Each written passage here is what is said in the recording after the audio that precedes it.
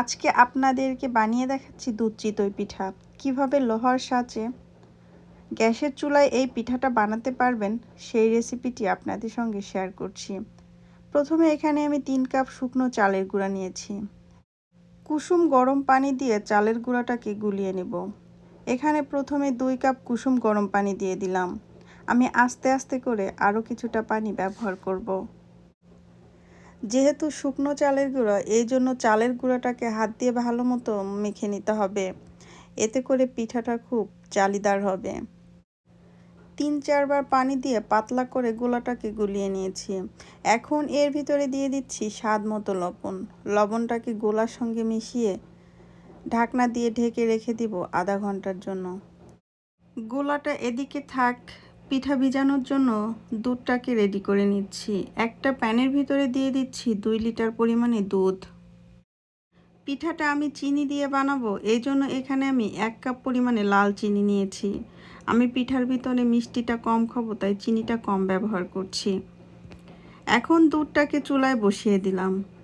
অপেক্ষা করব দুধটা বলক আসা পর্যন্ত। দুধটায় ভালো মতো বলক চলে এসেছে। এখন দুধটাকে 10 মিনিটের মতো জাল করে নিব। 10 মিনিটের মতো জাল করে নিলাম। এখন দুধের ভিতরে লাল চিনিটা দিয়ে দিচ্ছি।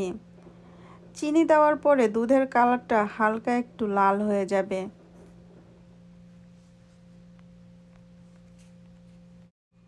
এখন দুধটাকে আরও 10 মিনিটের মতো জাল করে নেব।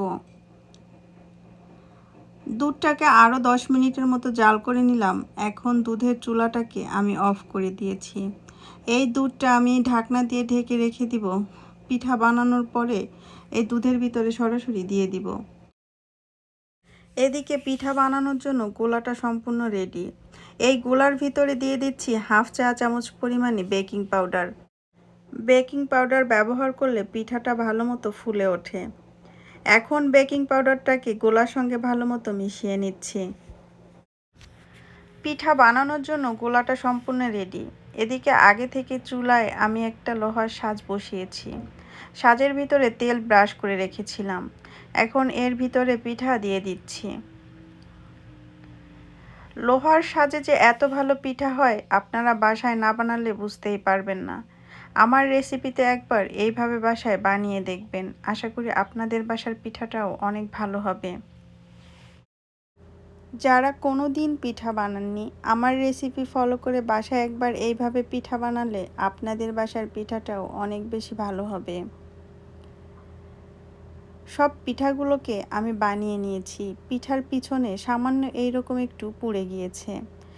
একটা পিঠা আপনাদেরকে ভেঙে দেখায় ভিতরে কতটা জালিদার হয়েছে। এখন এই পিঠাগুলোকে সরাসরি আমি দুধের ভিতরে ভিজিয়ে দিব। আমার পিঠার রেসিপিটা আপনাদের কাছে কেমন লেগেছে আমাকে কমেন্টস করে জানাতে ভুলবেন না। এখন আমি এই পিঠার ভিতরে উপর থেকে কিছুটা নারকেল কোড়ানো দিয়ে দিব।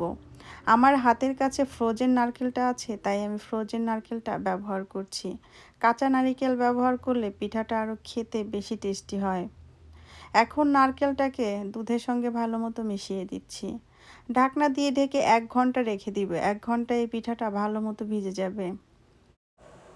1 ঘন্টা পরে ফিরে আসলাম, ঢাকনাটা তুলে নিচ্ছি। দেখে বুঝতে পারছেন পিঠাটা কতটা সুন্দর হয়েছে।